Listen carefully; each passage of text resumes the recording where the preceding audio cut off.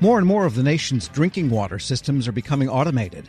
That means software, and software means cybersecurity attacks. Cybersecurity attacks means anything could come out of people's faucets. The Environmental Protection Agency is the lead federal agency on cyber for water, and the Government Accountability Office recommends that it do a few things. We get more now from the GAO's Director of Information Technology and Cybersecurity, Dave Hinchman. Dave, good to have you back. Tom, good to see you again. Thanks for having me in today. All right, you looked at EPA in terms of its being the Sector Risk Management Agency, and I guess it's one of numerous ones that correspond to different public infrastructure sectors and components. Good way to put it? Absolutely. I think that's a great way to describe it. There are 16 critical infrastructure sectors in the U.S. Each of those sectors has a lead agency. Sometimes it's DHS and CISA. Sometimes CISA shares that responsibility, and other times you have a solo agency like EPA, which is in charge of the water and wastewater sector. All right, and water and wastewater systems are different, I think, than other utilities, other pieces of infrastructure in how scattered and localized they are. It could be a single town or municipality or tiny village running its own water system, all the way to regional authorities and so forth that share resources. So it's kind of a scattered industry, isn't it? Absolutely. And I think just to give some numbers for your listeners, there are over 153,000 public water systems in the U.S., as well as over 16,000 wastewater treatment facilities. So all of these sectors increasingly are interconnected, as you pointed out. It's what we do with technology. It allows automation, it allows remote operation of parts of your water system. And so all of those interactivities and those electronic connections all present vulnerabilities that someone with bad intentions might try to get access to. In essence, then, it is a issue of operational technology, right, as they call it, OT. Absolutely. That is somehow connected Absolutely. to their management systems, to the IT, and that's the classic problem.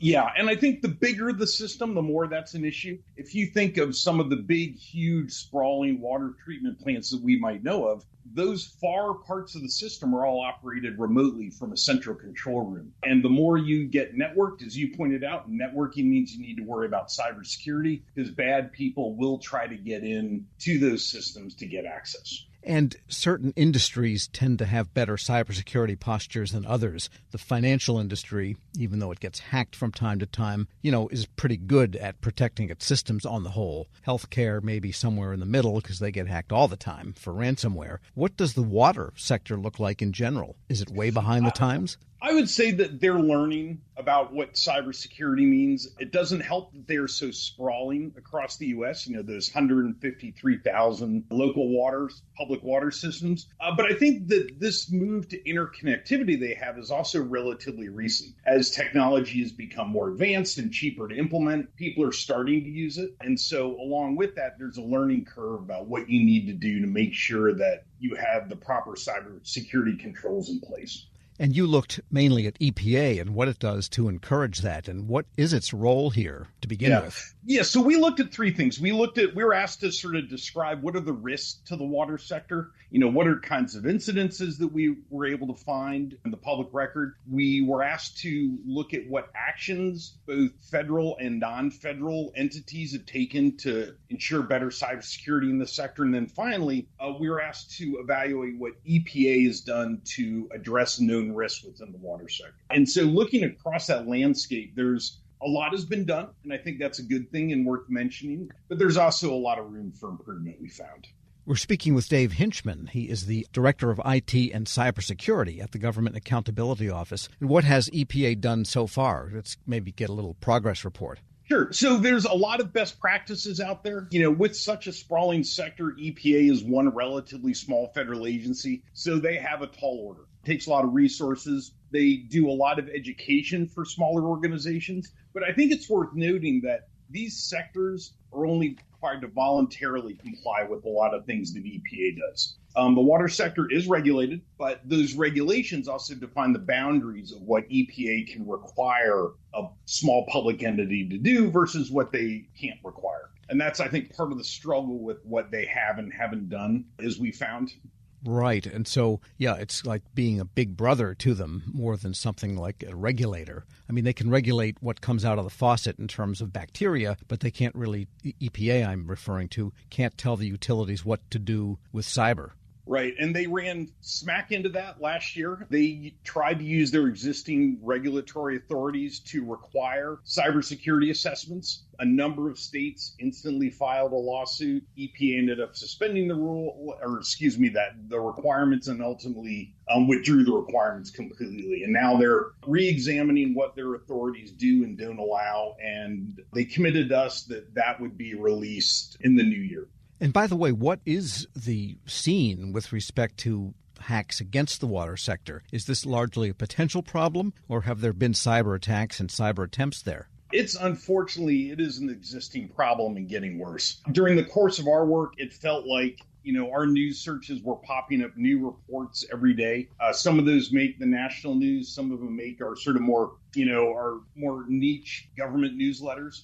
But the actions are out there. And it's not just bad actors. It's also insider threats, disgruntled employees who want to mess with systems, kids who are out hacking into things, as well as more foreign nation state sponsored actors who are looking to wreak havoc in our nation's infrastructure. And what are they seeking to do? Take money from the utilities, or do they want to divert the sewer water into the fresh water or something?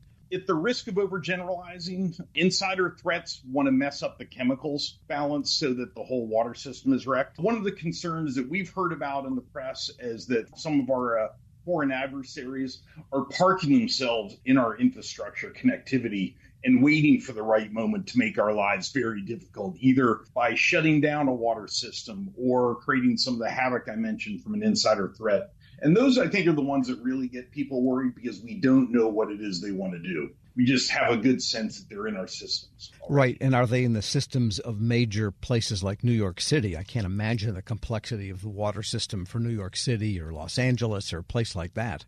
No, exactly. And I think one of the things that EPA has done, and we talked a little bit about the need to improvement, is they have something called a vulnerability self-assessment tool that they make available to local water systems.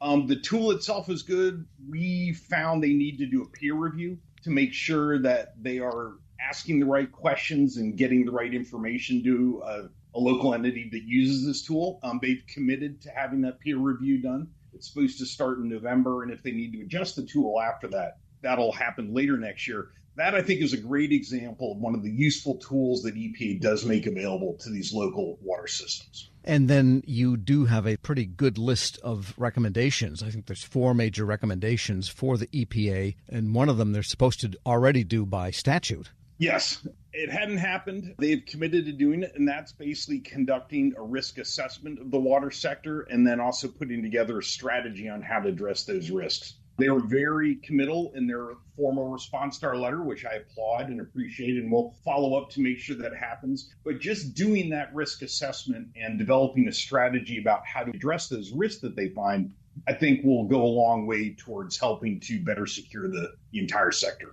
And earlier you mentioned that the utilities kind of said go away when the EPA tried to impose cybersecurity responsibilities on them. You're telling the agency to maybe go to Congress and get some legal authority it doesn't have? Exactly. And they say they have conducted an assessment of their regulatory authorities. They've started conversations with Congress about new authorities. And when they release their risk assessment and strategy in the new year, they've also committed to including that analysis of their authorities about where they might need some extra horsepower to get things done. Right. And now we're in the post-Chevron revision decision, which means Congress may have to actually specifically say this. Exactly. And so I think they'll sort that out. But yeah, that certainly adds a complicating factor. But I think that, being clear and explicit with what those authorities are can help reduce some of that uncertainty that the Chevron decision adds to the regulatory process. Dave Hinchman is Director of IT and Cybersecurity at the Government Accountability Office.